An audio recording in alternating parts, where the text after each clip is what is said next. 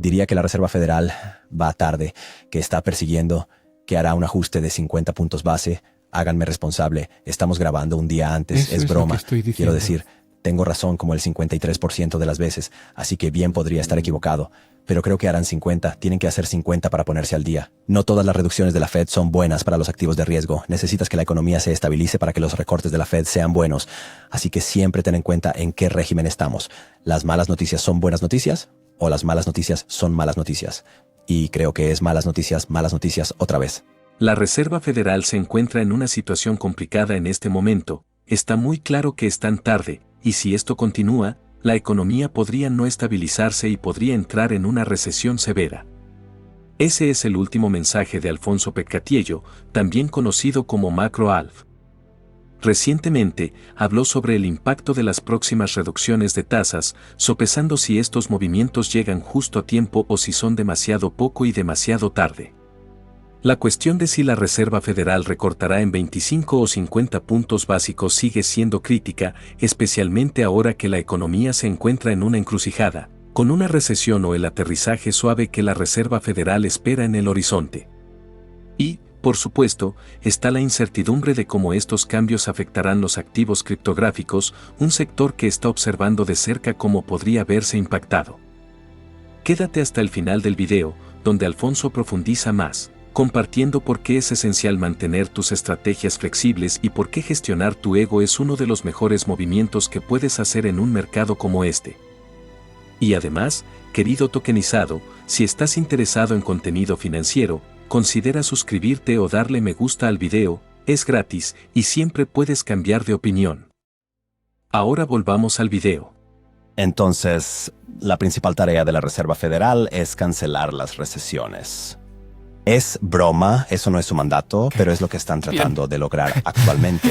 En estos días, la política monetaria está configurada para asegurar que haya un respaldo, básicamente un piso bajo la economía. Y el mandato formal es mantener la inflación alrededor del 2% y un mercado laboral saludable.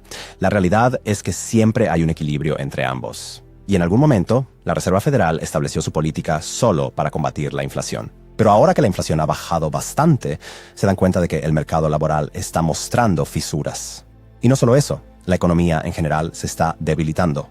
Entonces corren el riesgo de quedarse atrás de la curva, lo que básicamente significa que vas tarde. No estás aplicando una política proactiva, solo estás persiguiendo eventos y situaciones. Entonces, si lo piensas, lo que ha sucedido en los últimos 2 años es que la Reserva Federal tenía un mandato: detener la inflación, detener la inflación, detener la inflación, y lo que hicieron fue ajustar las tasas de interés reales, es decir, las tasas de interés ajustadas por inflación, a niveles muy positivos. Así que tuvimos fondos de la Reserva Federal reales por encima del 2% en territorio positivo, tasas de interés reales por encima del 2% durante ahora 18 meses y contando. Esto es importante porque para el sector privado, las tasas de interés reales son muy relevantes. Son importantes para los inversores y son importantes para las personas que tienen deudas. Y de hecho cumplen 2 roles distintos, ¿verdad? Si tienes una tasa de interés real positiva, como ahorrador o inversor, estás incentivado a poner tu dinero en efectivo.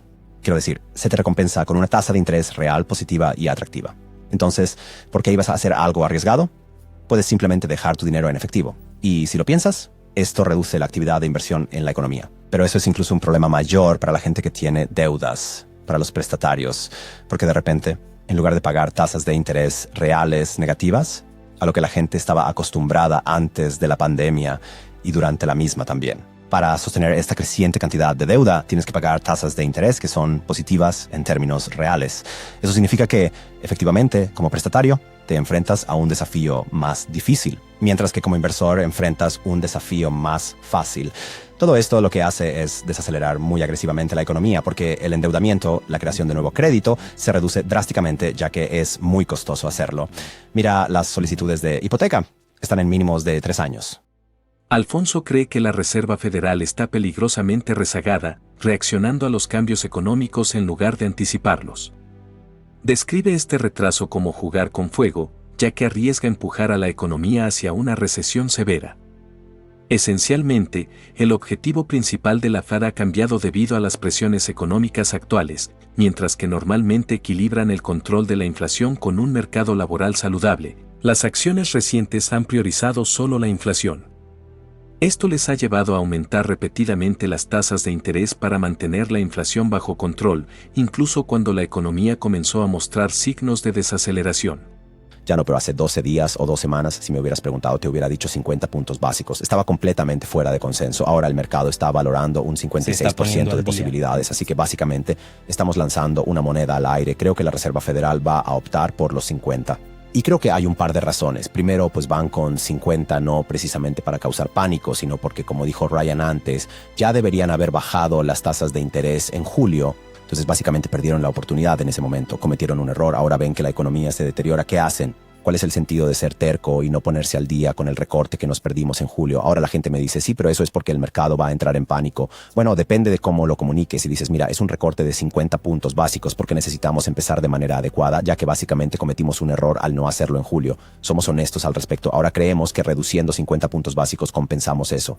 Y yendo hacia adelante, vamos a observar la economía. Sabemos que se está debilitando, así que vamos a respaldarlos.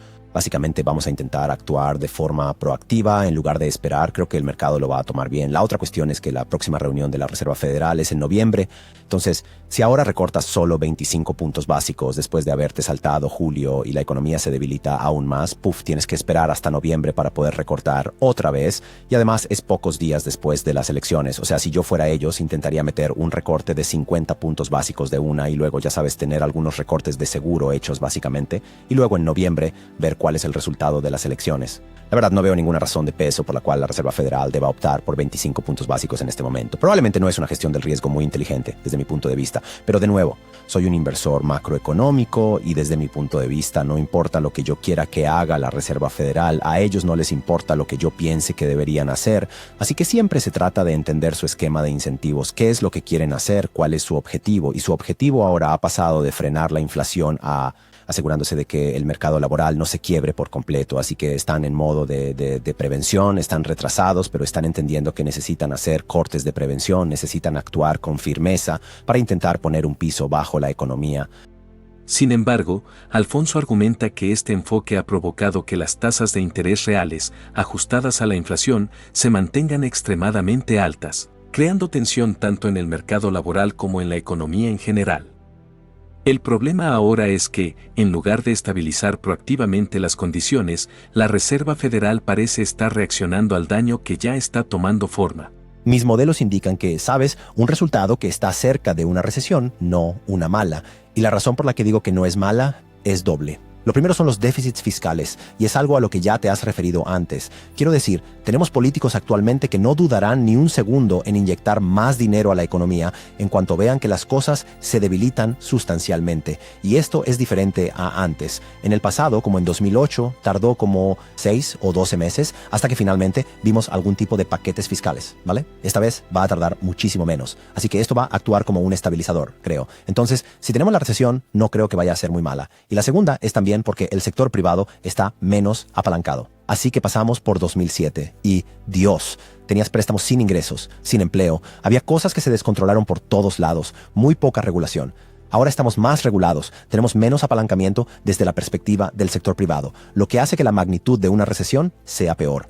Aún así, creo yo, ¿sabes? Probablemente tengamos yo le doy un 50-50, el mercado está como en un 35 a 40% ahora mismo.